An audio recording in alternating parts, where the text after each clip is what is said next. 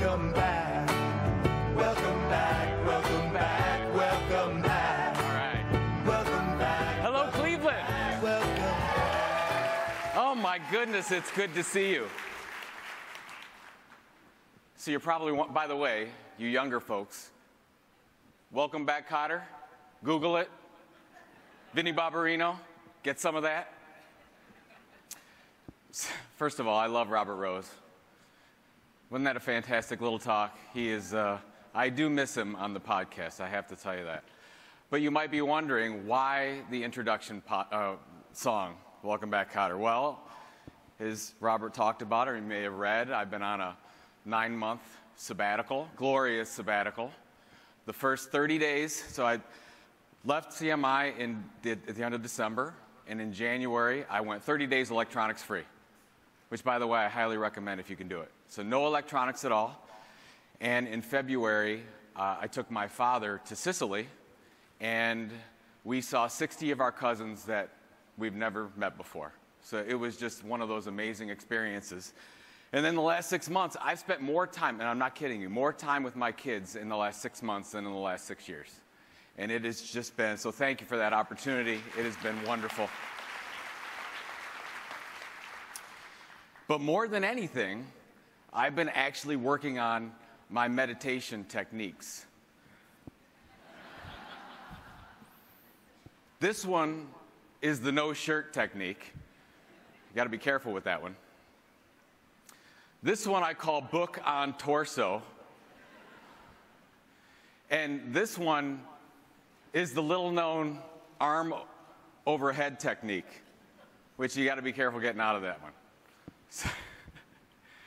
So you might be wondering, what is Joe meditating about? Well, I'm going to unpack that for the next 28 minutes and tell you a little bit about what I've been thinking. But first, I always like to start with a disclaimer. The Pulizzi household is famous for their disclaimers. So here's my disclaimer this morning. Yes, this is Content Marketing World. I'm going to cover some marketing. But more than that, this speech is about you and your success. I care about each of you way too much just to talk about marketing. I want to give you something more. I'm a giver. I want to give you a little bit more. So that said, you may not like it. I'm willing to live with that. I hope you are too. So we're going to unpack that this morning. And I want to start with this. Some of you may have heard of this, tabula rasa. I first came across this phrase in 1995 while studying rhetoric at Penn State University. By the way, rhetoric, it's a great major to get a job. If you're ever looking for a job, just major in rhetoric. Tabula rasa, or clean slate, is found in the teachings of Aristotle. And it's the belief that when we're born, we start with a blank slate. And all of our experiences that we have from birth on is what defines us. Everything comes from our experiences. So what if, right now, you could do or be anything you wanted to be? So I want you to think about this. Nothing in the world could hold you back from your accomplishments. I want you to fast forward exactly 1 year from right now. You're probably in a seat at Content Marketing World 2019, not far from where you're at right now. What's different? What happened in the last 365 days of your life? What did you accomplish? How about 5 years? What did you accomplish in 5 years? Are you rich? Did you get the guy or the girl you wanted? Did you have another child? Did you travel the world? Did you prevent your kids from growing up to be idiots? Very important. Have you considered yourself a success? Have you made a positive impact on the world? I've been studying success and successful people since I was a young adult, easily 30 years or so. I mean, I used to have a success journal with me at all times. I used to listen to audio tapes like Brian Tracy and Zig Ziglar. And even as I've been on this 9-month sabbatical, I've really been focusing on what makes someone successful or not successful. What is the difference? Is there a formula for success? And what I found is that most of us have programmed our brains in a way that preclude us from success. And I really believe if a lot of us here today, if we don't change the things that we're doing right now, the things that you want to accomplish in 2019 or 2023 and beyond just won't happen. And I just can't stand that with you wonderful people. I want to make sure you reach all of your dreams, all of your desires, and everything comes through. And that's why we started today with Tabula Rasa, clean slate. And we have a great opportunity this morning. Now, what if I told you that there is a formula for success, that you could actually be successful? And what if I told you that it only took 3 things? Would you believe me? I see a lot of doubters out there. It's okay. It only takes 3 things. This is not a Vegematic commercial. This is a real thing. Let's give it a try, okay? I call this formula the 3 Res. Record, repeat, remove. But not just me, but the most successful people in the world use this. But sadly, a small percentage of those people actually do. All right, so here's the bonus. If we do the 3 Res, those 3 things that make us successful personally, they're the same things that will make our marketing successful. So let me see if I have this. Everyone has this little book in front of you. You see this? If you don't, there's probably some extra ones on the side. Thanks to Jeff Roars and our friends at Yext for sponsoring this little thing. This is important. I want you to carry this around with you, at least throughout the conference and maybe on. And we're going to use this during the rest of the speech today and really start thinking about what you want to accomplish in your life. Do things that you never dreamed of before. So what I want you to do is take this little book, and at the top of the first page, if you have a device called a pen or a pencil, it would be helpful. And I want you to put instructions at the top. Little instructions. Underline it if you want to. Make a little smiley face. And then put number 1, record. What does record mean? This means that we want to document our desires. Depending on which study you look at, less than 10% of all people write down their goals and document what they want to achieve in life. By the way, I did these PowerPoint slides myself. I know, I worked really hard on them. Let's say that you were going to build a house. Now, if we treated building this house like we do with our life planning, we would just get all the contractors together. We'd get the roofers, and we'd get the electrician, and the plumber, and the concrete guy, and we'd get them all in a huddle and say, go, figure it out. But that's how most of us deal with what we want to accomplish and setting our goals. We don't plan for our desires to come true. And our houses right now, mentally, as far as our desires come in, they're falling down. Over the past 20 years, I've asked hundreds of people, what is your plan for how you're going to accomplish your goals? And you know what the response is? Mostly, I don't know. Or if they have one, they certainly haven't written it down, which is a tragedy in my opinion.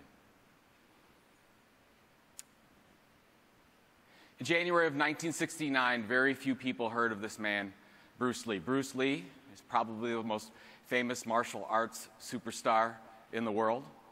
Bruce had some major ambitions, and he penned this letter to himself in January of 1969, and I want to read this to you. It says, "My definite chief aim. I, Bruce Lee, will be the first highest-paid Oriental superstar in the United States. In return, I will give the most exciting performances and render the best of quality in the capacity of an actor. Starting 1970, I will achieve world fame, and from then onward until the end of 1980, I will have in my possession $10 million. I will live the way I please and achieve a life of happiness." Bruce Lee, January 1969. Now, unfortunately, less than 4 years later, Bruce passed away, but not before accomplishing everything and more from his letter. Every day, Bruce got up, and he knew exactly what he needed to do to be successful because he reviewed that. He read that. He wrote that. He recorded that. When I was in college, I read this book. Maybe many of you have seen it before, Think and Grow Rich by Napoleon Hill. Mr. Hill interviewed 500 high achievers at that time, like Ford, Roosevelt, Carnegie. And he tried to find out what the similarities were between these 500 people. And it was incredibly simple. You know what they did? They wrote down their goals. That's it. That was the number one thing. They wrote down their desires. Now, what kinds of goals and desires are we talking about? Well, according to Mr. Warren Buffett, billionaire philanthropist Warren Buffett, we're talking about change the world goals here. I'm not talking about simple things. I want you to think about, how am I going to change the world? And Warren says, if you're going to bat 1,000, you're not going to do many things of importance. But if you're willing to strike out a few times, you're going to make some stuff happen. And that's what I want you to think about. So let's talk about these very, very unreasonable goals and look at what Bruce Lee did. There's 3 components. First of all, what he wanted to do was totally unreasonable. Martial arts was not in the mainstream at all, and he was going to bring that in. No person ever done that before. Number 2, specific dates. He wants to make $10 million by 1980. Specific amount, specific year. And number 3, the best goals also serve others. He wanted to thrill audiences with his performances, and in return, for that value, he became a superstar. Okay, I told you, some marketing, right? So let's take this, what we just talked about, and put that into some marketing fundamentals. Big and unreasonable, big. If you go into the chief marketing officer with your content marketing plan, and it's accepted the first time around, guess what? You're not thinking big enough. You need to go in and take something that's going to make their head spin. Unreasonable. No other company in the world should have this particular goal to the particular audience you're trying to target. Not one, what we call our content tilt or our differentiation point. Other serving. What's in it for the audience? If you look at your mission and your goal for your content marketing, what's in it for the audience? Are you first and foremost trying to help them live better lives or get better jobs? Or are you focused on, we want more leads or more money?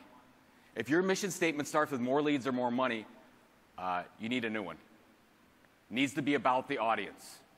In marketing, we always want to harvest. We take and we take and we take. Anyone get that? Hamilton? I'm sorry. Had to put that in there.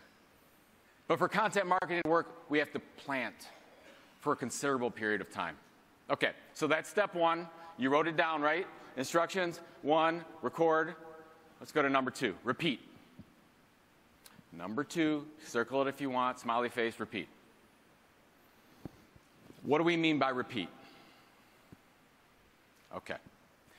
Every day in the morning and every night before you go to bed, you are going to review this goal. You are going to spend 1% of your day, less than 15 minutes, planning your life. I hope that's not too much to ask. The plan for your mental house. In 2009, there's a study published by Dr. Filippo Lally it was published in the European Journal of Psychology. 96 people over a 12-week period were analyzed about changing behavior and habits. Each chose one new habit and reported each day on whether or not they did the behavior, and then how and when the behavior became automatic. Now, some people chose very, very simple goals, like I don't want no desserts, or I'm going to drink 3 bottles of water today, and some were more difficult, like I'm going to exercise 15 minutes before dinner or something like that. At the end of the 12 weeks, the researchers tabulated the results on how long it took a new person to actually adopt this behavior or habit and make it automatic. On average, it takes 66 days to make a new behavior automatic. The range was between 18 and 254 days. This is exactly why you need to review your success goal first thing in the morning and at the end of the day. You have to condition your mind to believe that the goal is actually attainable. Remember, tabula rasa, clean slate. We need to reprogram our brains, and to do this, we have to involve this repetition. And here's the big idea. This might be the most important thing we're going to talk about this morning. The most important thing to accomplishing your goal is to believe that you can do it. Is to actually have the belief. As the great George Michael said, you got to have faith. You got to really believe that this is going to happen. You don't need more skills. You don't need more abilities. You don't need more money. You don't need Robert Rose. You just need to believe. Now, once you condition your mind, your day starts to shape itself. Okay, let me ask you. How many people got up this morning and opened email? Checked your email? Okay? A lot of you, probably most of you. That's okay. It's what we do, right? We're marketers. We got to check our email. Got to check the email. But what if you had this very unreasonable goal that you reviewed last night and first thing in the morning, and you might think, maybe email is not going to help me get to that goal. Maybe I should be doing something else. Just something to think about.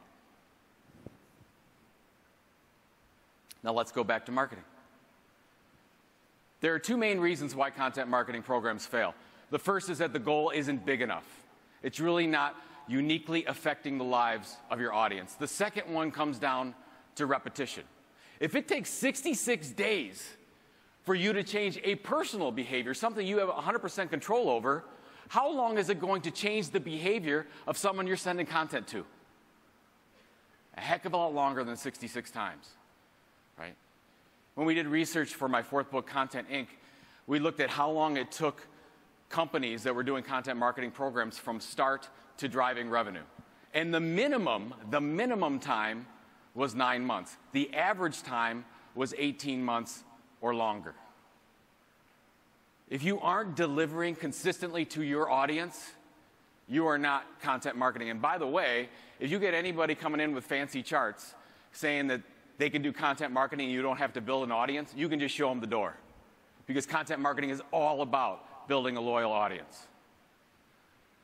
All right, so back to your journal. Step 2, repeat. Review our goals in the AM and before you go to bed in the PM. Third, remove, my favorite. In high school, I read this dandy book, Stranger in a Strange Land by Robert Heinlein. Still to this day, my favorite book. Now, toward the beginning of the book, the main character, Valentine Michael Smith, is the man from Mars, born on Mars, is learning to understand humans and actually has 3 women who are taking care of him, caretakers. And for whatever reason, Mike was kissing the 3 women. And every time he kissed one of the women, they would faint, out cold. Right? And Jubal Harshaw, the one man that was taking care of him, asked one of the women, "Why do you faint every time you kiss Mike?" And the answer was this. This is on page 181. I want to read this because I love this part. It says, okay, Mike gives his kiss his total attention. I've been kissed by men who did a very good job, but they can't give kissing their whole attention. No matter how hard they try, parts of their minds are on something else, missing the last bus, or their chances of making the gal, maybe worrying about a job or money. But when Mike kisses you, he isn't doing anything else. You're his whole universe, just kissing you. It's overwhelming. Now, I must confess to you, as a young man in high school, I tried this technique. But the results were inconclusive. In order for record and repeat to work, we have to clear all the garbage away that is stopping us from accomplishing our desires. Microsoft founder Bill Gates did not really want to meet Warren Buffett. But at the urging of this woman, Washington Post editor Meg Greenfield, they met on July 5th, 1991. Gates was really nervous. He absolutely didn't want to meet Warren Buffett.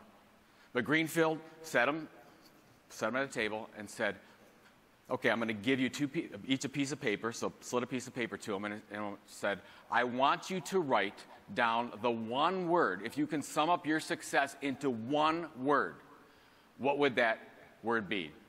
And both, as it happened, wrote down the same word. You know what it was? Focus. Focus. And from that day forward, they became best friends. To be successful, we need to remove what's in our way of doing the great things. We need to remove all the distractions. Before I went on my little sabbatical, someone asked me to go to a coffee meeting. I was happy to take it. They had some important questions about business models and whatnot. I said, that's great. We actually went to a Panera Bread not far from here. I sat down. I put my coffee down in front of me. He sat down, put his coffee down in front of me. And then right to his left side, face up, he put his phone. You've been in this meeting, right? All throughout the meeting, you know what he was doing?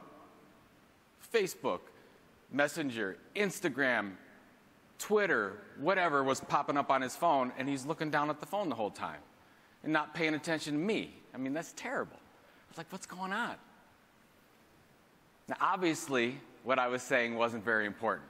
And you might not like this, but whenever I see a person, whenever I have a meeting with somebody, and they put their phone on the table, and I don't care if it's face up or face down, I know immediately they've got a focus problem.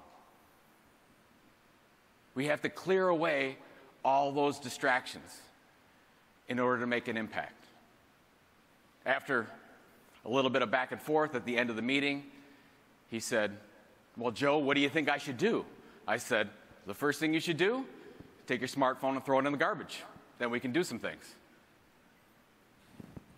I don't have time to accomplish all my goals. I hear that all the time. Do you ever hear this? All the time I hear from people, I don't have time to accomplish my goals. Did you know that according to the Bureau of Labor Statistics, the average American still spends 3 hours watching television? 3 hours. That's 1,100 hours per year. And let's say you were blessed enough to reach the ripe old age of 80. So you're 80 years old. You know what that means? That's like getting up when you're 30 years old and watching television non-stop until you're 40. That's a lost decade. Now, I'm not saying you shouldn't watch television or YouTube or surf Facebook. I personally enjoy watching the Cleveland Browns lose every Sunday. But we have to make choices to do some things differently in our lives in order to do the great things. I actually have a friend, she always says, I don't have time to do anything. And she has watched and never missed an episode of Big Brother. Do you watch this? I've never seen it. It's been on for 20 years. So she can't do anything, can't get anything done. But that's 550 hours of watching time. What can you accomplish in 550 hours? Okay, so let's go back to marketing. When Robert and I when we used to go into consulting engagements, besides not having the big goal and delivering consistently, you know what else we found? Content run amok. We got podcasts and Instagram programs and email newsletters and mini magazines and all kinds of social stuff that nobody's paying attention to. We're doing all kinds of stuff without any discernible strategy. But we have to choose. Great media and product brands that have loyal audiences focus on doing one thing well first. It's a great newspaper, it's a great magazine, it's a great podcast, it's a great email newsletter, it's a great blog. Whatever it is, it's the best thing in your industry, and you do one thing. Some of you might have to go back after this conference and start killing some things so you can be really, really good at one thing, and then you can diversify. Record, repeat, remove, simple formula, hard to execute, marathon, not a sprint. And by the way, it's also a formula that I knew, but I forgot years ago, 11 years ago. I'll tell you a little bit of a story about how I got here to this place. In 2007, I left an executive job in media to start a business. I had this idea of a content marketing matching service. Many of you might remember it. We dubbed it the eHarmony for content marketing. Now, hey, I heard that laugh. Don't laugh. At the time, I thought it was a brilliant idea. So my written desire was by 2009 to land 100 customers. That was my goal. That was my desire, what I wrote down. And over the next 2 years, we were really, really struggling. It's like going through cash to pay for programming and marketing. I was starting to have doubts that this thing was actually going to work. And September was really critical because that's when all the agencies would re-up into the system, and I was getting a little bit nervous to see if some of the agencies were going to pay. Unfortunately, most of these agencies were not re-upping for the $5,000 annual fee. And one in particular, which was our best case study that we helped land a multi-million-dollar client, hadn't re-upped for the system.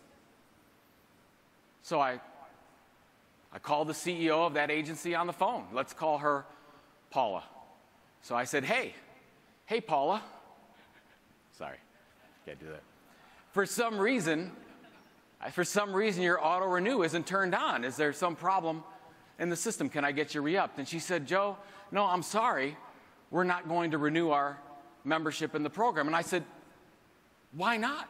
What's going on? She said, oh, Joe, I think that we can get better ROI somewhere else. And I said, better ROI somewhere else? We just gave you 1,000% ROI. Can you get that somewhere else? And if you can, tell me, because I'll sign up for it. And then there was just silence. And then she just said, Joe, we're not going to renew, and hung up the phone. And that was when I absolutely lost it. Hung up the phone, went into the backyard. I felt completely sorry for myself. I said, I can't even sell our best customer. I'm a complete failure. Why did I leave a great job? I have an amazing wife and 2 wonderful kids, and I can't even take care of them. And it took me a couple weeks to get myself back together. I actually started looking for a job, which made me feel worse, secretly looking for a job. And then I went back to the formula we talked about. What I found out is all my goals were very small goals, not about the audience at all, not about doing something big, but very, very me-centric. I wasn't adding any value. Who cares if we landed 100 customers by 2009? Nobody cares. It's a terrible primary goal. So what I did was I went back and found my career goal by going through the feedback from our blog subscribers. And what I learned was they said, our group needs training. Can we get training? I need to convince my CMO. How can I meet more content marketing pros?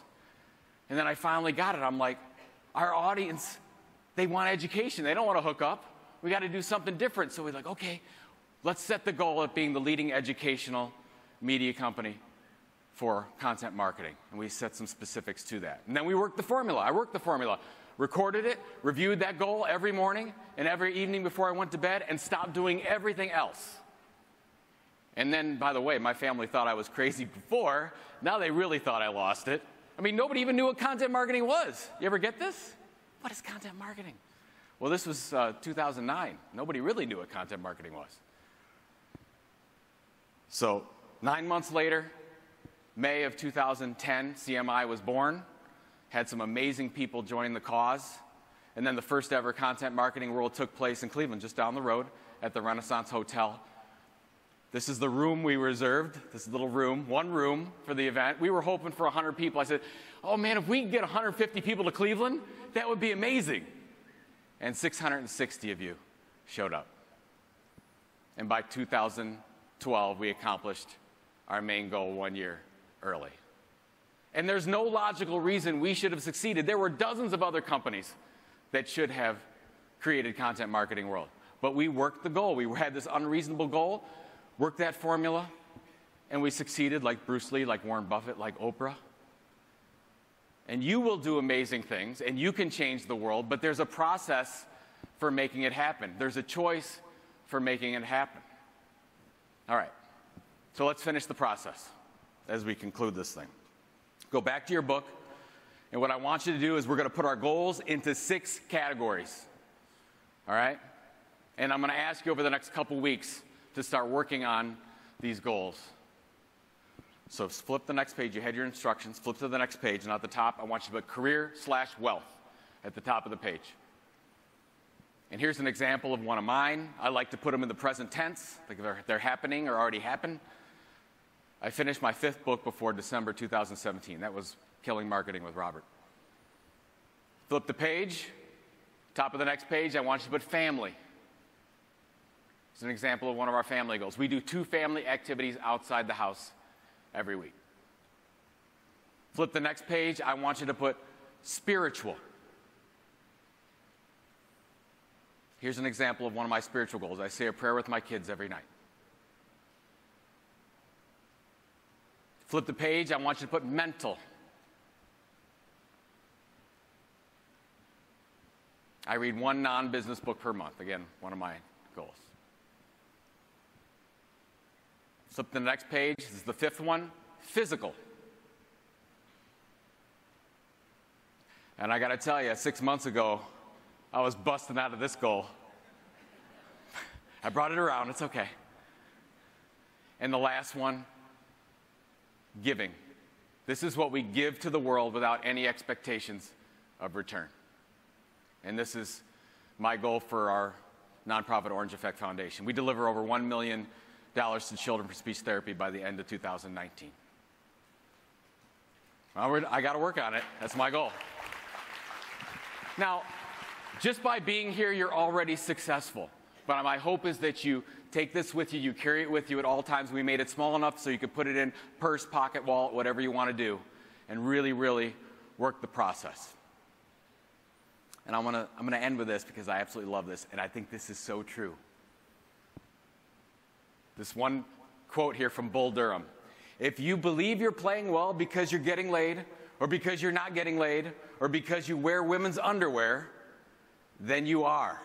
This means whatever you do, if you believe it to be true, then it's true. And if you believe you're failing because you don't have a good job, because of your abilities, because of education, because of your significant other, then you're failing because of that reason. So we have to reprogram our mind for success. Tabula rasa. Today you have a clean slate. You can do and accomplish anything you want to, but it's a choice.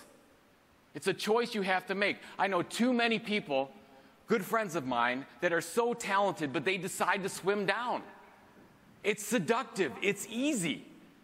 So I'm asking you today to make the choice for the harder road and to really change the world in some way. Document your desires.